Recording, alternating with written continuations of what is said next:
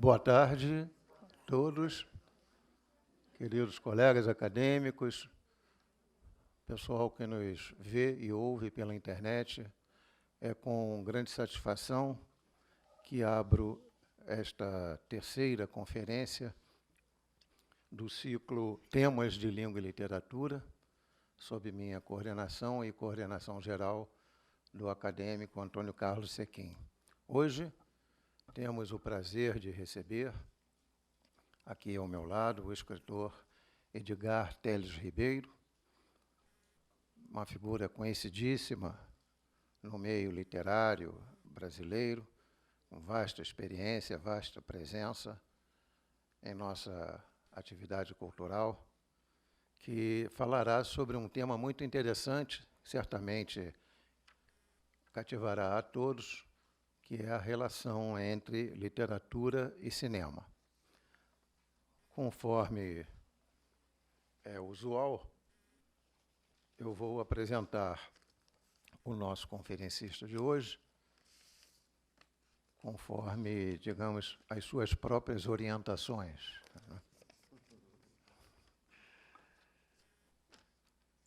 Então, o nosso Edgar Teles Ribeiro é diplomata aposentado e escritor, com 14 livros publicados, entre romances e livros de contos, um deles premiado pela BL e outro pelo PEN Club, com uma série de obras publicadas nos Estados Unidos e na Europa.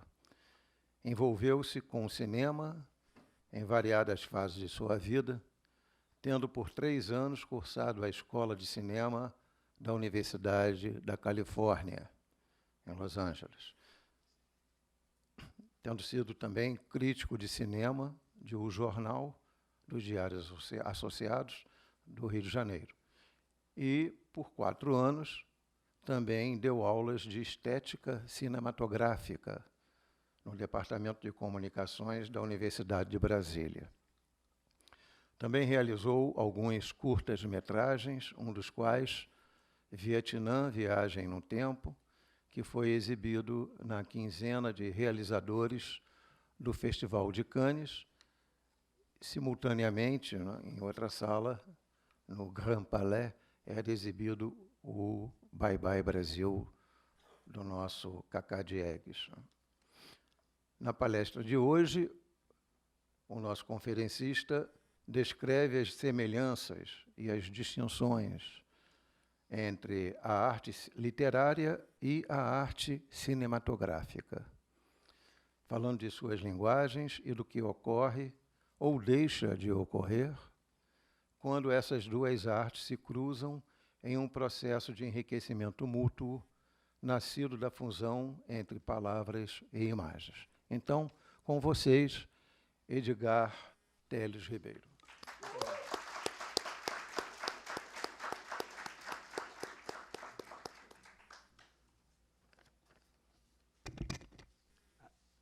Boa tarde. Boa tarde.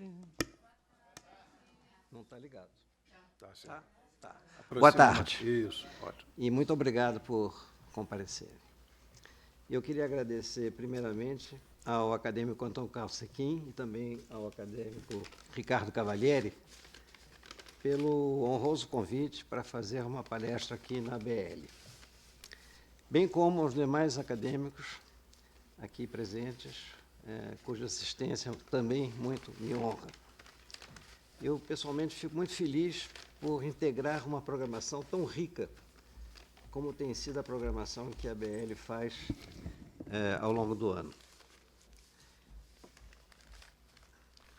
Eu teria também pensado, aliás, penso ainda, em reciprocar, de modo especial, o convite que eu recebi, convidando todos vocês e aqueles que nos acompanham pelo YouTube para reingressar, metaforicamente que seja, à sala escura dos cinemas.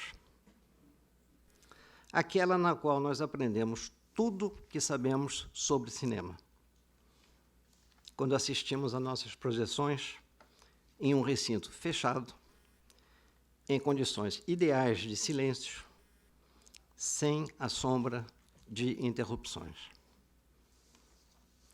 Eu digo metaforicamente por absoluta falta de tempo, já que não poderei me valer da projeção de filmes e muito menos leitura de textos que pudessem ser comparados a esses filmes.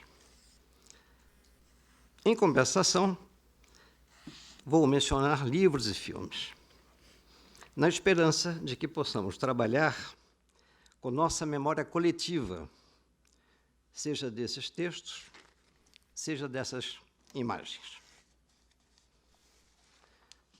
O que também pretendo fazer, em paralelo, é trazer uma série de opiniões pessoais que me acompanham há anos e que possam se somar às ideias que nos ocorrem a todos, quando refletimos sobre as afinidades e as diferenças que aproximam ou distanciam essas duas artes, a literária e a cinematográfica. Unidas, que também são pelo fato singular de contarem histórias, cada qual à sua maneira. E já que estamos lidando com ficção, gostaria de começar por uma história que foi originalmente contada com um ar muito sério por Alfred Hitchcock a François Truffaut, quando o cineasta francês entrevistou longamente seu colega britânico para um livro que escreveu sobre sua obra, da fase britânica até a fase norte-americana. Contou, então, Hitchcock, para Truffaut, que nos primórdios de Hollywood, um século atrás, os estúdios se encontravam próximos de terrenos baldios, onde cabras e cabritos pastavam livremente. E que, certo domingo, quando um dos estúdios estava deserto, 2 cabras teriam passado pela cerca e penetrado em um depósito entreaberto. Lá dentro, na escuridão, tinham então esbarrado numa estante, derrubando no chão 2 latas de filme, que se espalharam pelo chão, derrubando celuloide por tudo quanto era lado. Celuloide que as cabras, então, com muito prazer, passaram a mastigar. Mastigaram, até que uma delas se virou para a outra e comentou: para ser perfeitamente honesta, confesso que gostei mais do livro.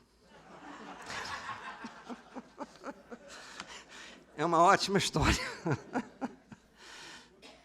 Ela é uma ótima história, mas atrás da ironia, ela algo nos diz sobre a possível dose de irrelevância que, por vezes, caracteriza certas discussões, muitas delas apaixonadas, sobre a questão das adaptações para o cinema de obras literárias.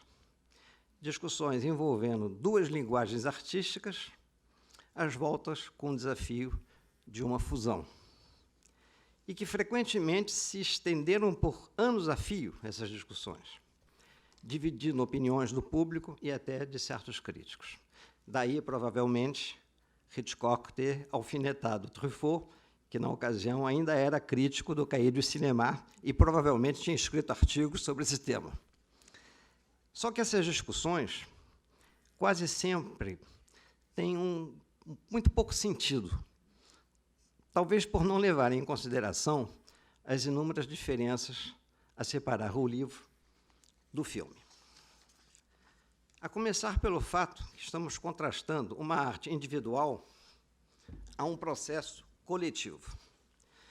Ou seja, o livro íntimo, secreto, pessoal, acomodado em nossas mãos, ao filme, que se oferece por inteiro de uma só vez, em seu próprio andamento, com frequência diante de uma plateia de desconhecidos, reunidos ao acaso em uma sala escura. Mesmo que estejamos falando aqui de uma minoria de adeptos fiéis da sala escura, pois os costumes mudam e, com as novas tecnologias, mudam as maneiras de vermos filmes. Mas hoje aqui, como eu disse no começo, vamos tentar resgatar essa sala escura, na qual nos formamos todos, ou quase todos, quando falamos de cinema. Com isso, passa a principal diferença a separar essas duas manifestações artísticas, a de seus instrumentos narrativos, o que é, por definição, óbvio. Mas, por vezes, é necessário nos determos, minimamente que seja, no óbvio, para tentar chegar, com alguma sorte, ao inusitado. Então, vamos às nossas inevitáveis obviedades. A literatura dá forma às ideias de escritores, construindo pontes que nos chegam sob a forma de livros em uma intimidade a dois, entre o livro e seu leitor.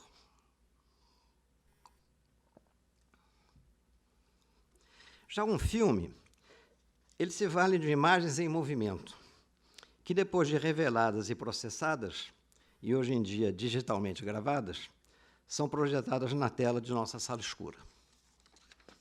Essas diferenças de natureza objetiva colocam em cena outro gênero de distinções no plano de nossas percepções, seja como leitores desses livros, seja como espectadores desses filmes. E é aqui que começamos a nos aproximar do foco de nosso interesse hoje.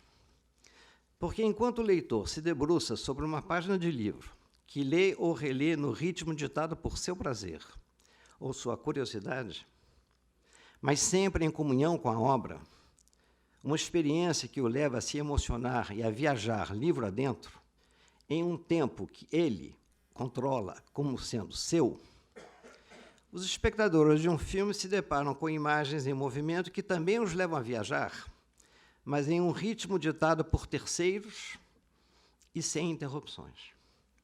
Em certo sentido, no cinema, somos vagamente, e por vezes deliciosamente, prisioneiros das imagens, quando não atropelados por elas, ao passo que a leitura do livro nos permite parar, sonhar, refletir, voltar atrás, reler. Ou seja, o tempo do cinema, conforme trabalhado por seus realizadores, é totalmente outro e reflete as características narrativas inerentes à arte cinematográfica, as quais, por sua vez, não podem ignorar circunstâncias de mercado que têm a ver com a duração de projeção de um filme. Mas algo de mais importante ocorre nesse terreno fértil das diferenças entre a literatura e o cinema, algo que sempre me interessou. Porque o processo introspectivo que nos move quando mergulhamos em um livro nos leva com frequência a imaginar as cenas descritas como se fôssemos nós, os cineastas. Ou seja, se a comunhão com a obra é intensa, nós frequentemente traduzimos em imagens as cenas que nos estão sendo descritas. Nesse sentido, nós vemos o romance. Nós vemos a peça de teatro quando ela é lida. Nós vemos o conto. Sempre nessa acepção particular, então, o leitor poderia ser equiparado a um cineasta que, inspirado pelo livro, mas também movido por sua imaginação, estabelecesse uma parceria criativa com o cinema, que o levasse a visualizar um filme a cada leitura significativa. Um filme que teria um pé no livro, mas outro em nossa capacidade de registrar as cenas sugeridas pelo texto. Trata-se de um dom natural, que obviamente depende do grau de empatia que tenhamos por determinada obra literária, mas do qual o dom nem sempre nos damos conta ao ler. Com isso, chegamos aqui a um dos temas mais comuns a todas as discussões que envolvem literatura e cinema, a questão da fidelidade ao material original colhido do livro, quando somos, por vezes, surpreendidos com adaptações de nosso livro, do livro que filmamos com nossos olhos ou que se aninhou em nosso imaginário. E, com frequência, ficamos frustrados e até irritados ao julgar que determinada adaptação traiu o livro. O que também equivaleria a dizer traiu nosso filme. Mas daí também a alegria e o alívio com que saudamos o talento de certos cineastas quando o inverso se dá. e nos deixamos surpreender por uma fluência de imagens quase milagrosas que projetam emoções com as quais também nos identificamos ao reencontrar o livro amado na tela, mas brilhando dessa vez com uma luz própria. E ficamos a nos perguntar: que gênero de operação mágica terá inspirado essa alquimia? Qual terá sido o processo de adaptação responsável por um mistério realizado bem diante de nossos olhos? Por que razão Vidas Secas, de Nelson Pereira dos Santos, nos encanta tanto quanto a obra de Graciliano Ramos, apesar das pequenas liberdades introduzidas no roteiro do filme? Ou, precisamente, por conta delas? Por que razão Morte em Veneza, de Luchino Visconti, reflete de tão perto o espírito da novela de Thomas Mann, embora visualmente pouco tenha a ver com o texto original? Terá sido o Adagietto da Quinta Sinfonia de Gustav Mahler que embala o filme e sua plateia de uma ponta a outra? A interpretação de Dirk Bogarde, a extraordinária fotografia de Pasqualino de Santis, ou a fusão harmoniosa dessas contribuições, entre tantas outras mais, trazidas à tona pela genialidade de Visconti como diretor? As chaves para essas indagações, e outras mais que possamos fazer, se encontram no lento processo de evolução que foi incidindo sobre a parceria entre a literatura e o cinema ao longo do tempo. Um processo que, lá atrás, nos primórdios dessa parceria, se centrou na interpretação quase sempre rígida do cineasta ao transpor um livro em filme. Como lembra o crítico Ismael Xavier em um de seus textos mais conhecidos, houve época em que era comum certa rigidez de postura por parte dos cineastas, admiradores que eram do escritor cuja obra seria filmada. Algo, então, que refletia um respeito inibidor, uma cerimônia com relação ao livro, que acabava por engessar determinadas adaptações. E assim foi nos primeiros anos, com várias exceções. Só que essa compulsão a conectar o livro ao filme foi mudando com o tempo, por se beneficiar da evolução dos costumes e da influência libertadora de outras artes, que, por seu lado, rompiam barreiras na transição dos séculos XIX para o século XX. E como romperam? De Stravinsky a Schoenberg, de Proust a James Joyce, de Eisenstein a Griffith, de Picasso a Chagall. Revoluções sempre existiram nas artes, só que anorradas e geograficamente distanciadas entre si. Além de secretas, num certo sentido, e misteriosas, tendo sido diagnosticadas apenas retrospectivamente por estudiosos ou historiadores. Até hoje estudamos Leonardo da Vinci para entender o alcance de sua obra. Mas com a evolução dos meios de comunicação no início do século XX, rádio, jornais, telefone, telégrafo, mas, sobretudo, rádio e jornais, essas revoluções eclodiram com a força de tufões do bem, como se conectadas estivessem, enquanto o mesmo fenômeno se dava nas ciências e nos demais domínios do conhecimento humano. Em consequência do quê? O cinema, uma arte não por acaso nascida naqueles anos e naquelas encruzilhadas, foi abandonando aos poucos certas cobranças de fidelidade ao texto original, levando os cineastas a adotar como maneira de unir as duas artes não tanto a fidelidade cega ao material original, mas o diálogo. Um diálogo que deveria se fazer presente como eixo inspirador dessa transposição artística. Os livros e os filmes nele baseados passaram, então, a serem vistos como dois componentes de um mesmo processo criativo, uma espécie de junção conceitual que abriria até para alterações de sentido.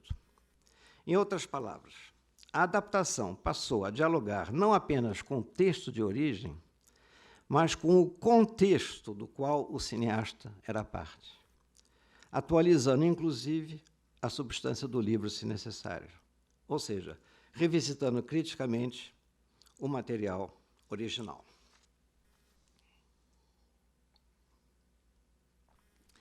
Assim é que, ao adaptar livros de Mário de Andrade, como fizeram Joaquim Pedro com Macunaíma e Eduardo Escorel com Lição de Amor, de José Lins do Rego, como fez Walter Lima Júnior com Menino de Engenho, de Graciliano Ramos, como fizeram Nelson Pereira dos Santos e Leon Hirschman, o primeiro com Vidas Secas e Memórias do Cárcere, entre vários livros de Graciliano, e o segundo, Leon, com São Bernardo. Ou obras de Jorge Amado, como fez Cacá Diegues com Tieta do Agreste, ao adaptar e reler à sua maneira cada um dos romances citados, esses e outros realizadores do cinema novo, com frequência, passaram ao largo dos anos 20 ou 30, quando esses livros foram escritos, para enfatizar em sua leitura as realidades econômicas, sociais, culturais e políticas de seu tempo. Ou seja, as realidades dos anos 60 a 80, quando essas obras foram levadas às telas. Eram dois Brasis muito diferentes. O primeiro dos escritores e da época em que essas obras tinham sido publicadas. O segundo dos cineastas, atentos ao passado, mas mais atentos ainda a seu presente, aos desafios de seu cotidiano. Como, aliás, demonstram os filmes que esses e outros notáveis diretores vinham realizando com base em seus roteiros originais.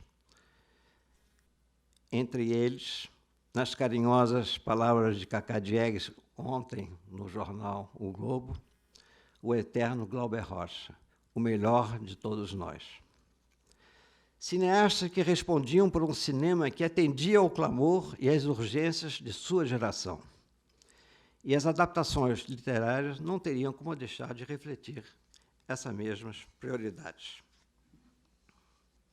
Daí que textos literários distanciados entre si, no tempo, passaram a incorporar, quando filmados, as razões que teriam levado o realizador a adaptar determinada obra anos e gerações depois.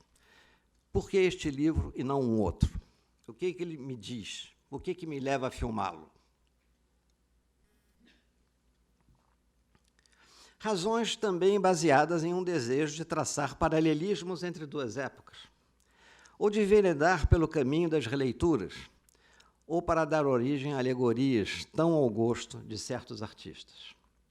Ou ainda, para falar veladamente de temas políticos do passado, burlando assim a censura do regime militar que vigorou entre nós por mais de 20 anos, entre 64 e 85.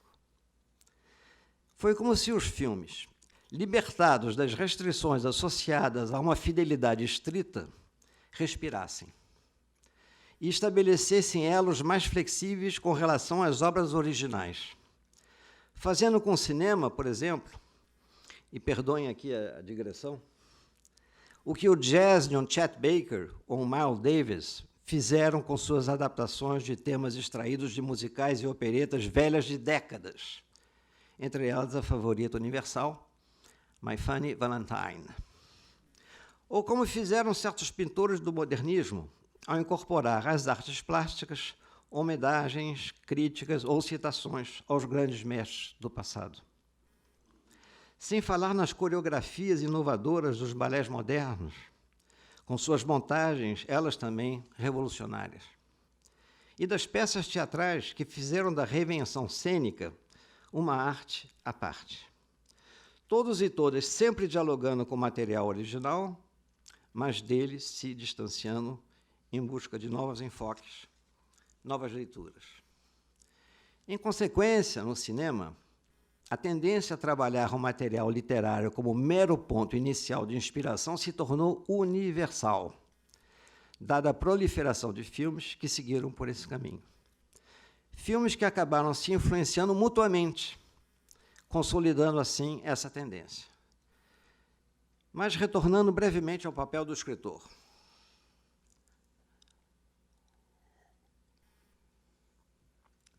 Como sabemos, em seu texto, o autor, com frequência, sugere tanto quanto mostra, quando não sugere muito mais, levando o leitor a navegar pelas entrelinhas em busca das emoções e dos conflitos que compõem uma determinada trama. Já o cineasta, que por dever de ofício muito mostra em sua tela, desde o primeiro segundo da apresentação do filme, mesmo porque não é outra a sua função, habilitar-nos a ver sua história fluir, ele também trabalha, em paralelo, suas entrelinhas emocionais.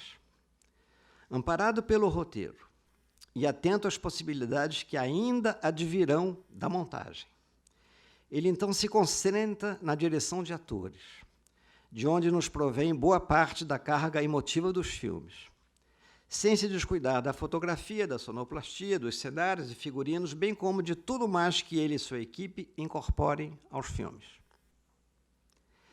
Para representar, em um vasto painel, as cenas extraídas, pensadas a dedo, da obra escrita. Extraídas ou pensadas a seu critério, nunca é demais insistir, para alimentar o roteiro e inspirar a montagem. Porque é no papel que se dá início ao processo transformador de uma obra em outra. E na montagem que o diretor injeta na narrativa o ritmo que imprime a seu filme. Caberá a ambas ferramentas narrativas transformar um livro de 800 páginas em um filme de 2 a 3 horas de duração, média habitual de uma exibição comercial. Já que não levaremos em conta aqui a novidade dos seriados, que, por melhores que sejam, nem de longe se aproximam das obras-primas de que estamos falando ou vamos falar. Trata-se, no fundo, de uma grande aventura, essa que é fazer cinema com base em uma adaptação literária. Aventura que tem, nos roteiros, a espinha dorsal de todo o processo, porque o roteiro corresponde às plantas de arquitetos ou de engenheiros, quando se deparam com o desafio de erguer prédios ou construir cidades. Só que os roteiros cinematográficos acabam sendo muito pessoais. Nada mais diferente do que um roteiro de Bergman, extremamente literário, parece assim pequenas novelas, no sentido castiço que damos à palavra novela de romance curto, se comparado a um de Godard, por exemplo, por vezes reduzido a meras anotações. E não será exagero dizer que existirão tantos tipos de roteiros quanto filmes nos quais se basearam. Mas a montagem mereceria certo destaque de nossa parte, para ilustrar a singularidade dessa ferramenta narrativa. Talvez porque, ao contrário do roteiro, que em geral não chega às nossas mãos, às mãos do espectador de um filme, a montagem acabe sendo a parte mais visível desse processo de adaptação. Um processo graças ao qual, de transição em transição, somos levados de uma sequência narrativa a outra, sendo que elas raramente correspondem às sequências registradas na obra literária. Porque, no roteiro ou na montagem, capítulos inteiros de um livro se fundem uns aos outros ou até são descartados. Perdas que são relevadas pelo espectador se estivermos lidando com um cineasta senhor absoluto de sua arte. Mesmo porque um bom cineasta sempre saberá se valer de suas ferramentas narrativas para nos seduzir e, com sorte, nos fazer esquecer, no bom sentido, um pouco que seja do livro e nos abrirmos para a sua visão da história. Ainda sobre montagem, para ilustrar, enquanto o escritor compõe uma determinada cena de seu romance, frase a frase, com uma grande variedade de detalhes, para desenvolver um certo tema ou criar uma certa atmosfera, o cineasta pode se valer da montagem para chegar lá com um único e inesperado corte entre duas imagens. Corte, e isso é importante, que na fração de um segundo gera aos olhos do espectador, e apenas aos olhos de cada espectador, uma terceira imagem que não bate na tela e apenas ele vê em sua imaginação. Essa terceira imagem não passa de uma ilusão criada pela justaposição inesperada de duas cenas. E ela terceira imagem, toma então a forma de uma revelação, fazendo com que a história dê uma guinada ou se apresente sob novas cores. Entendemos, então, nessa fração de segundo, o que o livro pode ter levado dezenas de páginas para contar ou sugerir. Quem não se lembra do corte dado por Stanley Kubrick em seu filme 2001, Uma Odisseia no Espaço, quando nas cenas iniciais do filme, aquele poderoso macaco, tendo vencido mais uma luta sangrenta contra animais rivais, ergue o braço nas alturas e lança ao espaço o osso que utilizou como arma pela primeira vez na história da humanidade em uma batalha. Osso que então rodopia languidamente no ar até se transformar em uma estação espacial navegando entre as estrelas ao som de uma valsa de Strauss. A verdade é que, de um lado, sem o recurso a um roteiro que retrabalhe o livro, preservando sua intensidade emocional, e, de outro, sem uma montagem que dê a esse roteiro a agilidade e densidade poética de que necessita, dificilmente as duas linguagens se fundiriam como por um golpe de mágica de um formato a outro. Mágica que, nas mãos de dois cineastas russos, Sergei Eisenstein e Vsevolod Pudovkin, seria levada a seu ápice um século atrás, exatamente, nos anos 20, 1920 e poucos, quando a montagem se integrou dramaticamente à dinâmica da narrativa, enriquecendo o processo visual do qual passou a ser parte essencial, transformada como se transformou em um poderoso e revolucionário instrumento narrativo. De que o filme Encoraçado Potemkin, de Eisenstein, continua a ser o grande e inesquecível modelo, dado seu pioneirismo, seu extraordinário poder visual, sua estética revolucionária. Mas para recuarmos ainda um pouco mais no tempo, nesses primórdios da constituição da linguagem cinematográfica, como não entender o pânico generalizado daqueles que, 20 anos antes de Eisenstein, ou de David Griffith, nos Estados Unidos, assistiram a um dos primeiros filmes da história do cinema, se não for o primeiro, existem discussões, produzido pelos irmãos Lumière, A Chegada do Trem na Estação de La Ciotat, e saíram correndo em pânico da sala de projeção, derrubando cadeiras e pessoas, convencidos que seriam estraçalhados por um trem desgovernado que supunham avançar em sua direção. Se me detenho em um exemplo tão conhecido, não é por ele em si mesmo. É porque essas breves evocações sobre cenas com as quais conviveram nossos bisavôs e nossas bisavós, elas nos remetem a um tema que acompanha de perto o cinema desde então, o das revelações a que somos expostos, nos mais variados níveis de percepção, quando nos deparamos com uma obra-prima cinematográfica e o leque de emoções primitivas do passado, choque, medo, incredulidade, pânico, também abre espaço para reações de outro gênero no domínio do refinamento narrativo. Quando o cinema incorpora a seu arsenal visual, com grande economia e pertinência, muito de que se vale a literatura para nos falar de emoções, drama e poesia. Por vezes basta uma frase, um silêncio, um olhar, uma melodia em contraponto a uma despedida, está tudo dito. E quando esse refinamento narrativo também tem por base uma adaptação bem-sucedida de obra literária, nós, leitores, incorporamos ao que nos está sendo mostrado na tela a bagagem emocional que a obra literária também nos legou. Ou seja, por que não dizer, incorporamos nosso modesto filme pessoal, que dessa vez, no lugar de dar origem a nossos protestos, se inclina diante da obra-prima.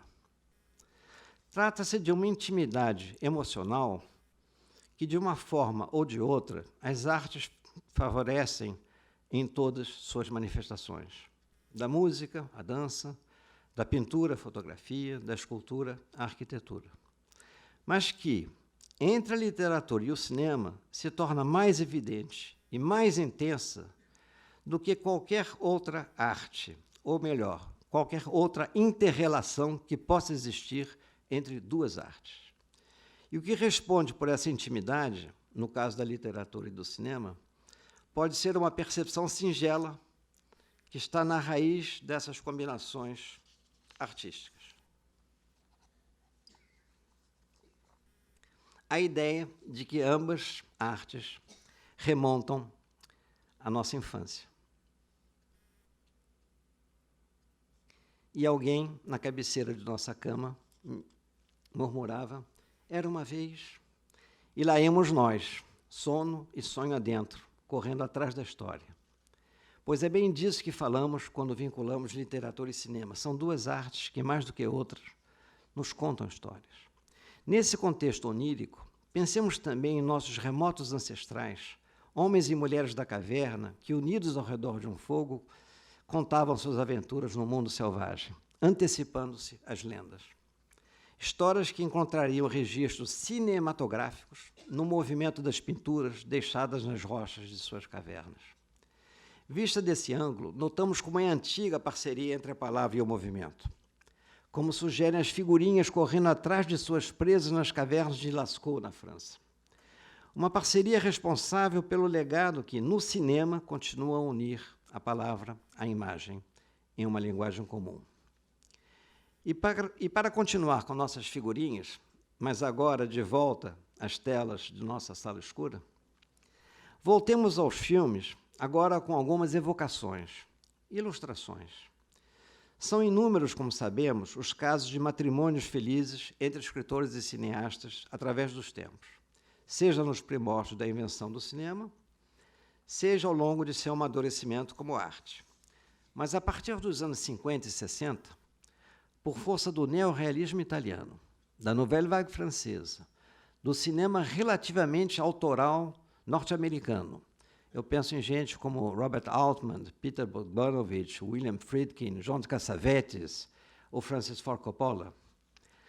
Do novo cinema alemão dos anos 70 ou do cinema novo brasileiro, essa interação se tornou mais estreita, literatura-cinema, e, sobretudo, mais criativa e audaciosa.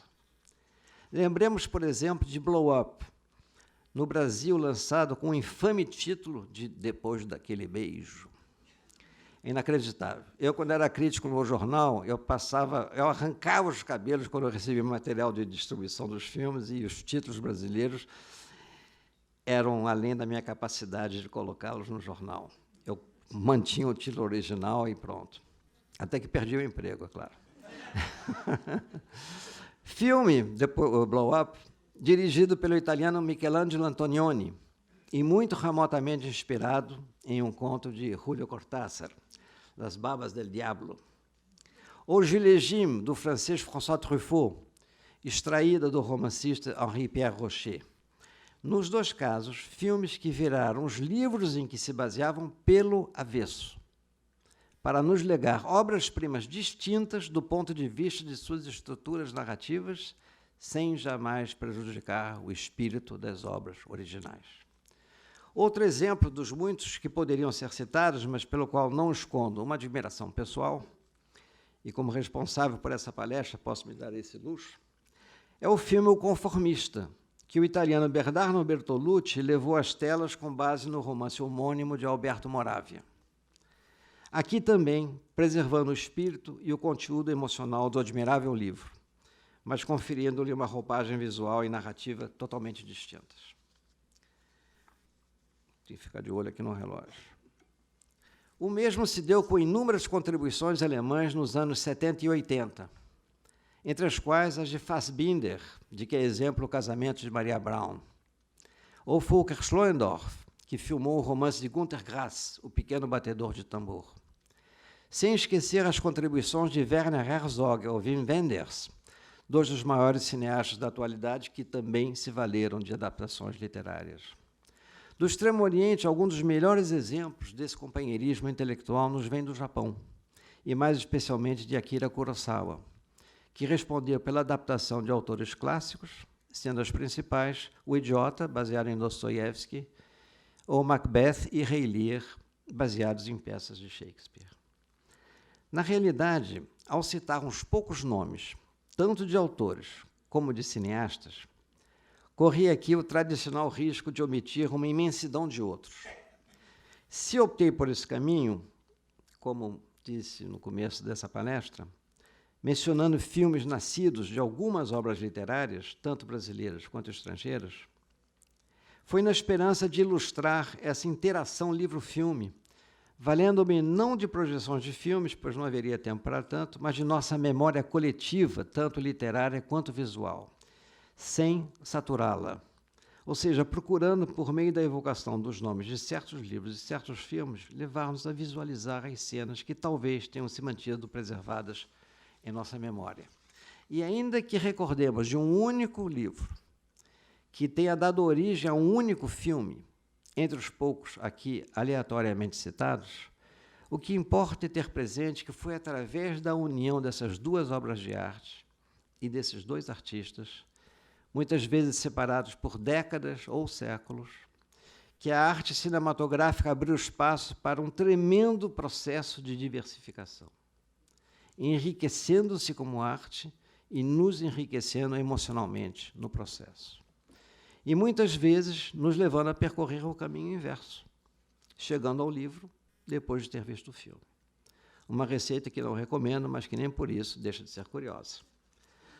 No fundo, e para concluir, falamos aqui, nesse breve espaço de tempo, de uma alquimia que levou uma arte a fecundar outra, com maior ou menor intensidade, mas sempre contribuindo para produzir uma amorosa e fértil colaboração nascida do cruzamento de duas artes. Mesmo porque, quando o milagre se dá, somos confrontados a uma outra ilusão. Essa é uma homenagem minha à magia do cinema.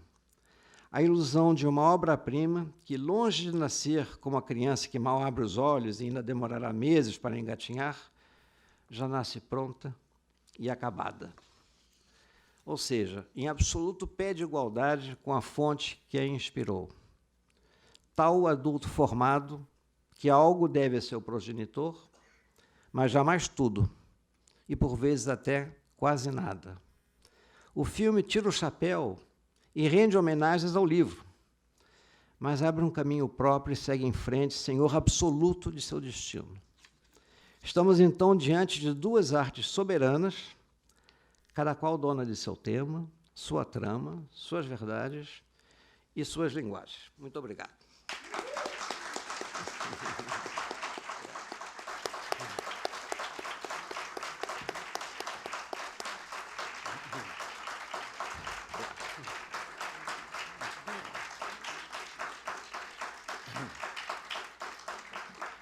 Obrigado, Edgar, pela excelente palestra, muito agradável, e demonstrando toda a sua experiência e saber, não só na área da narrativa literária, como da narrativa cinematográfica, né?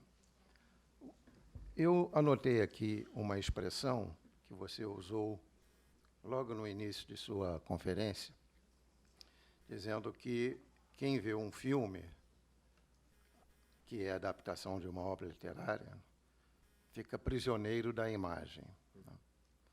Eu imaginei aqui uma situação em que nos posicionamos distintamente quando primeiro lemos uma obra literária e depois assistimos ao filme, né, que a adaptou, ou vice-versa, o oposto. Porque, na realidade, a meu juízo, uma obra cinematográfica não adapta a obra literária, adapta uma leitura da obra literária. De um indivíduo, às vezes.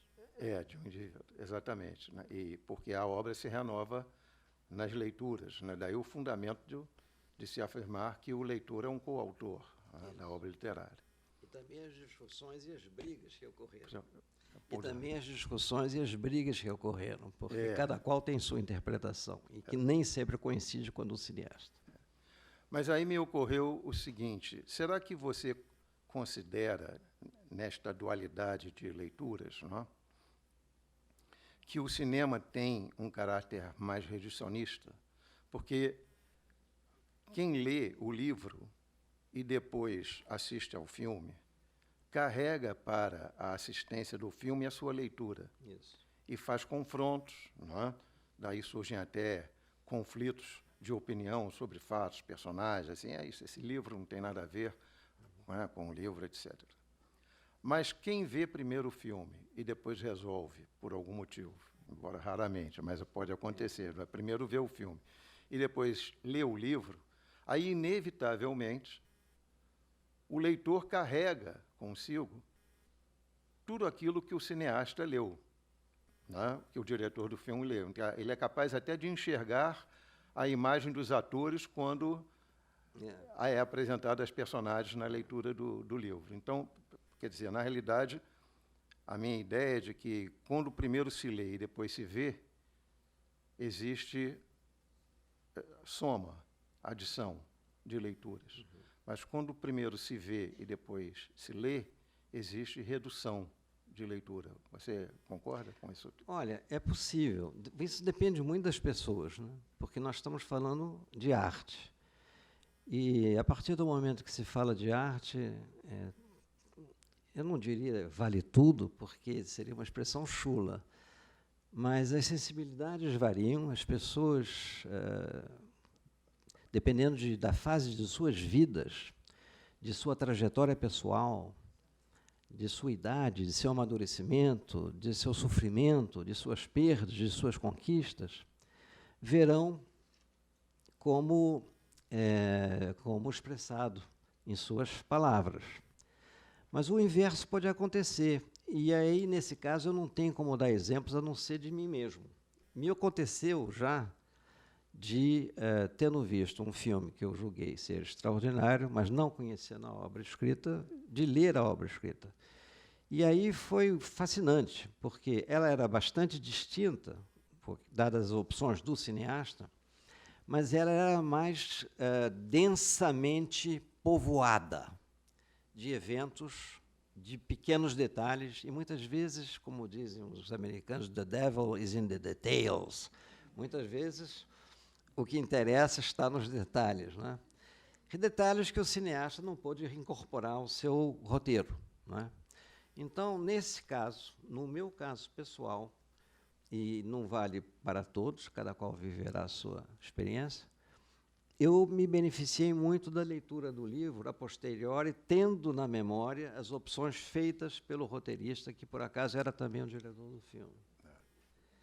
Isso eu acho que é interessante, porque nós estamos falando de duas artes extremamente ricas, extremamente visuais, e que são as que mais mexem conosco. Desculpe os amantes de todas as outras demais artes, que eu também sou, né? Quem não gosta de música, quem não gosta de dança, quem não gosta de escultura. Nós gostamos de tudo e ainda bem. Mas digamos que nessa sinergia que existe entre cinema e literatura, nós nos fertilizamos, nós somos como uma montagem que tem aquela revelação, nós viramos uma revelação. Nós somos revelados para nós mesmos quando a gente vê o que não está na tela. E daí que, com isso, a resposta à sua pergunta, ela é, digamos, circular, né? E eu tenho certeza que, se a gente pudesse um dia abrir uma discussão nessas fecundíssimas palestras da ABL, haveria tantas possibilidades de dissecar o seu comentário quantas pessoas. Eu assim espero, pelo menos. Um outro detalhe que me ocorreu durante a sua conferência é a preocupação da fidedignidade, né, que aparentemente não ocorre em todos os diretores e roteiristas, né, a não ser, evidentemente, uma fidedignidade à sua própria leitura, né. E eu me recordo aqui que alguns autores literários interferem na criação do roteiro. Eu não sei se você teria algum exemplo aí de memória. Eu tenho a impressão que o Mário Puzo, por exemplo, ele interferiu em todos os roteiros, né, das adaptações dos livros dele. Poderoso Chefão, que é, por sinal, um dos títulos mais infelizes que eu conheci, já vi, em termos de tradução no cinema, né? Mas você acha que, na relação, pela sua experiência, entre escritores e roteiristas, esse tipo de interferência é cabível ou é mal visto, né, dentro da Eu tenho aqui na plateia um grande amigo, fraterno amigo, que é o João Toba Zulay, mais recentemente co-diretor de Tom e Elis, um documentário extraordinário sobre Tom e Elis. E o João Toba Zulay e eu fomos até o limite do possível numa briga fraterna entre dois amigos. Entende? E eu tenho certeza que ele não se esqueceu, porque eu também não esqueci. E assim, a gente só não pulou no precipício, arrancando mutuamente nossos cabelos, eu com umas ideias sobre um livro meu, que ele talvez roteirizasse, porque nós já tínhamos idade suficiente para saber que certas brigas, quando envolvem arte, tem que ficar no amor e não no ódio, né? De modo que nos salvamos, entre mortos e feridos, nos salvamos. Mas é um pouco isso. É muito passional. O autor de um livro, no caso era eu, que era o escritor, ele mais do que o leitor comum, que também é ciumento, o leitor comum também tem a sua interpretação da obra, né? E questiona quando não se depara com uma obra-prima, ele questiona. Mas quando é o autor, ou ele entrega e fecha os olhos e muda de país durante uns meses, e seja o que Deus quiser, ou então ele só vai se danar. A verdade é essa. Raramente, quer dizer, existem exemplos de grandes cooperações fraternas e tal, entre roteirista e diretor. Mas o mais comum é deixar, é entregar e seja o que Deus quiser. Tá ótimo. Olha, Edgar, muito obrigado pela sua participação. Tá? Uma palestra excelente. Muito obrigado. Eu quero aqui, antes de sairmos, entregar-lhe esse certificado da sua participação. Muito obrigado. Bom, um abraço.